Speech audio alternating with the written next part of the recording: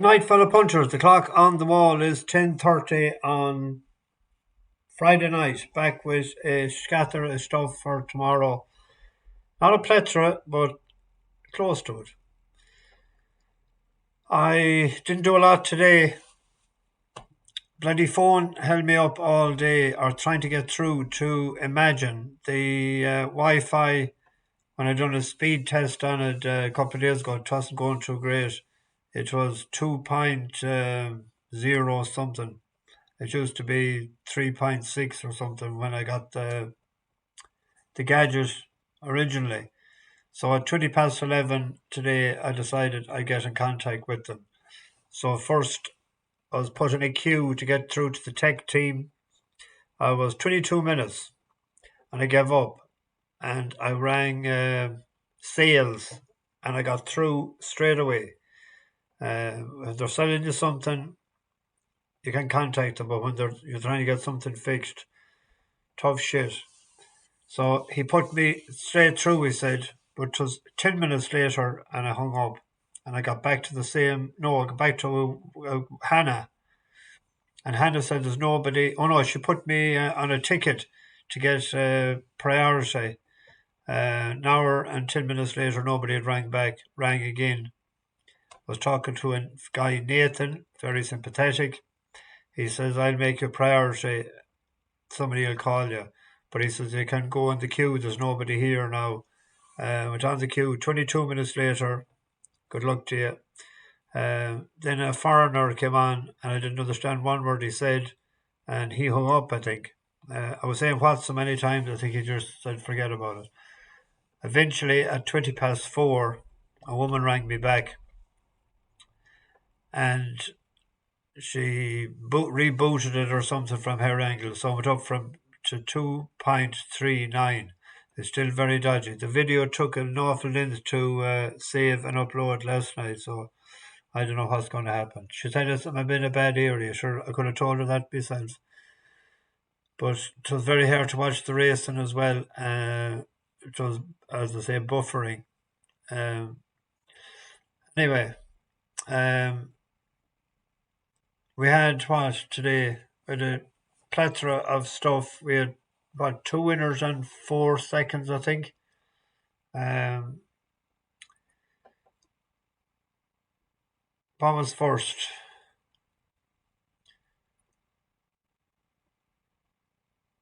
Oh yeah, fine interview. That won. That was 11-2 last night. Won at 4-1, I think, or 7-2 in that bracket. Bogate Street and Sligo finished fifth. A nifty sort of a ride. I thought he should have pushed him up a bit closer around the turn. Station X finished second. Lord Bertie, who I thought needed 7, but he set it up for him. Long straight. Bertie likes it. Finished. Station X was seventh. Telemark, will it go left? Will it go right? He went nowhere. That was it.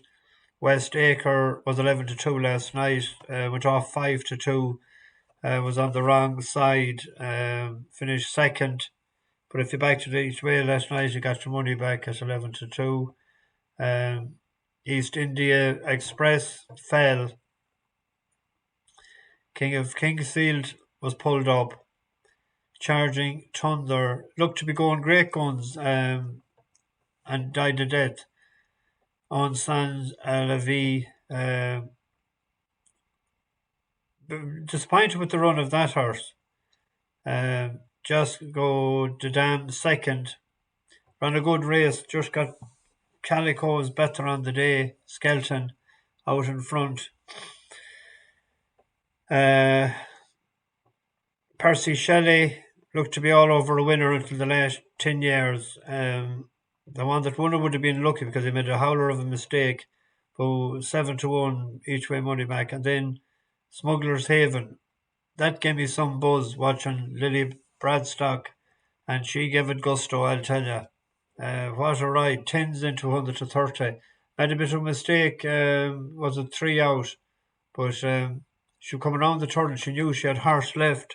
She wasn't going up the rail for fear she mightn't get the run. She came out on the outside and two great jumps, second last and last. So anyone that got 10 to 1 won't be complaining. Anyway, on to tomorrow. The 130, it's soft, heavy in places, Doncaster. We have our old horse that done us a good turn before and is well handicapped and it likes to go and Trilby at the bottom, but I'm going to Rosario for Richard Teal and Kieran Fallon. Now, Teal isn't going that hectic lately, but this had a good run the last day coming from the back of the pack. I think he's a slow starter as well, but two good runs there behind Eternal Sunshine and Roach Power. Seems to be able to go on any ground. Went off, that was a class 2 in Ascot. If it breaks Midland at all, I'll check the price. It's an each way bet anyway. It was 5 to 1 earlier. 5 to 1, paying 4 places. Book in the Doncaster card. There is a 7 furlong, 6 yards. It could be very important. There's our old buddy there will have a shot, but I think he's better if you could get a mile as wob, wob, wob. But Golden Pharaoh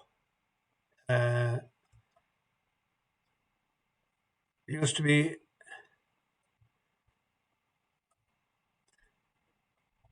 in France, and it was rated 83 on its first run for Stuart Dixon, all the way down to 64, and it sluiced up on heavy ground in Fastlass. 64, 8 pounds up. I just like a horse this time of the year that can go on that ground, and it's an each way bet. 15 to 2. There's the 2 at Moonee. 1 at Newbury. Amateur jockeys. A lot of people won't be interested in this, but I thought there was an angle with the best jockey, Simon Walker, and Dr. Waksman. Only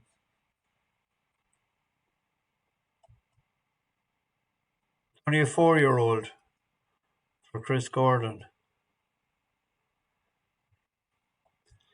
But it was gambled on the last day. Went off favourites, only beaten a neck in Kempton. Hasn't ran on this kind of ground. It started off in the Curragh or in Ireland with Andy Oliver. The worst ground that it ran on was Yielden, but it has ran second and soft ground in a maiden hurl in over 2 miles in Plumpton.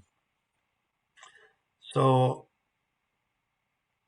it didn't fall in a hole that day. So with there's jockeys there, and you nearly have to strap them in to stay on board. And I thought it was worth an each way bet paying 4 places. Dr. Waksman. On to Kelso. We got a 50k race, the Edinburgh Gin Chase. We got a bus horse in it, Oliver's Travels. This was made easier for us the last time when a horse that we were on since finished second, and the form was Frank today, Bumpy Evans. But this lad, I think he's gone up £9 for this. You want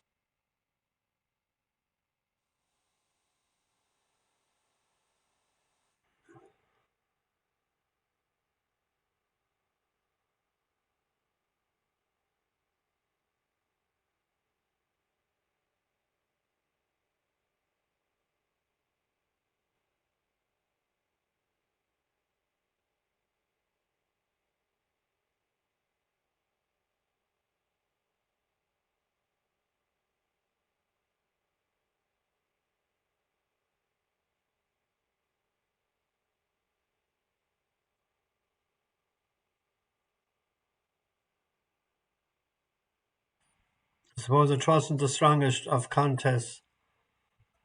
Class 3 up to a limited handicap class 2. There is the hike up £9. It'd be the big ask, I suppose. He's Fav. Bus horse will stay with him. Another bus horse running in Galway. I'll probably go tomorrow because I go to that match tomorrow evening. Paul Collins. He only went up £4 for his win. Sean O'Keefe takes over from JJ Schlevin, so top four. He did it sort of snug enough at the same time. That's him back here.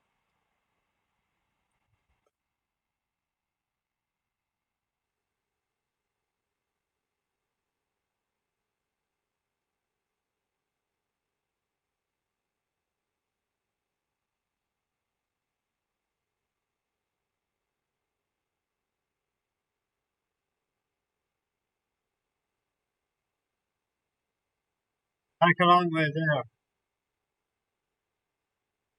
Here he is here. He looks, I was saying he'd stay on because he was unlucky, or he was staying on when he was fourth at the festival there.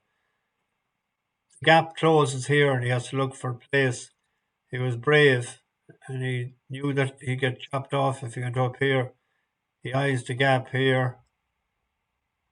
This one here is coming with a red sail as well. He's brave.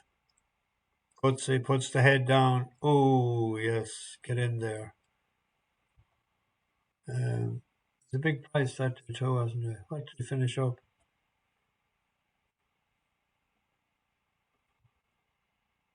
7 to 1. I think it was 11th earlier.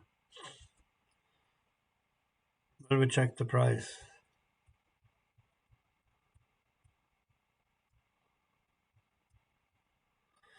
Another each way bet, paying 4.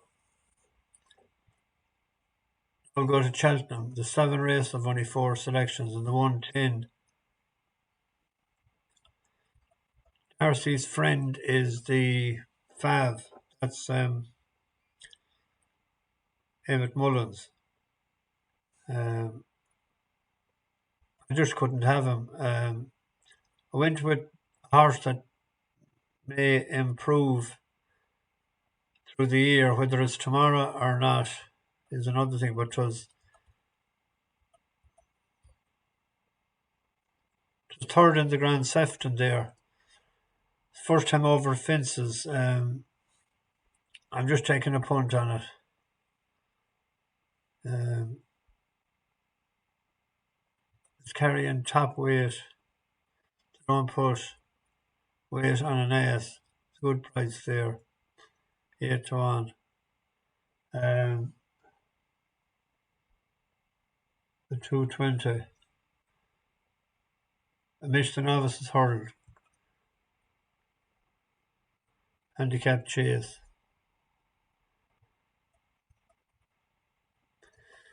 Transmission, a horse that done us a couple of good turns. I'm just thinking it might need the run. Highland as well. Nicky's sort of firing. A horse that was second in the Munster National 3-card brag. Handbrake will be off. Price enough to go a bet each way bet. 3 miles is his trip.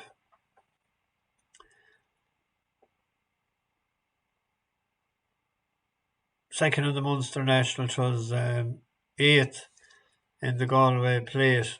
Hadn't ran for a while, bit short for it anyway.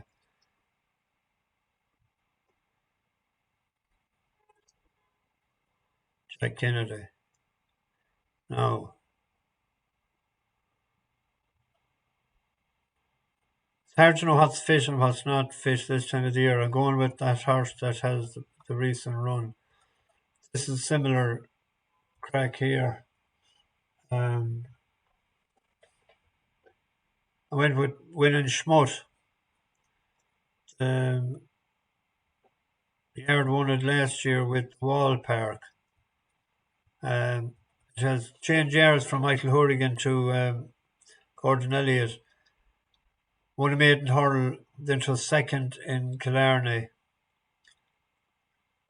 And it won then a listed race in Galway. It's hard to know who's thinking long term of the final of this, but has their own long draw. Could actually beat that next March if they met again, but I'm going with that tomorrow. And then finally, the 4. There's an odds-on shot on that, isn't there? Novices Chase. There's another guessing game as well. We're trying to read between the lines and whatever. Intense approach. That beat a horse of ours. Talk in the Park. Talk in the Park is rated 123. So that beats it getting £5. So put him at 125. Anyway, is rated 141. But I thought maybe we'd take a gamble on leave of absence. 8-year-old with Anthony Honeyball. Anyway, I'd have a shot at it. So would the Pied Piper, rated 50. But it's a guessing game tomorrow. But since this moved from Chris Gordon to Anthony Honeyball, to second to Iberico Lord, who's a decent horse, second to the Changing Man, and then it ran all over the field in Newbury. The step up could be a big plus. I'm taking a punt on that straight win bet.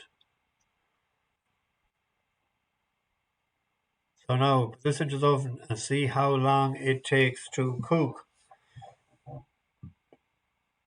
There'll be no video tomorrow night. I'll be in Galway. If I fancy it for Sunday, I'll put it up on this. Bash the bookies over and out.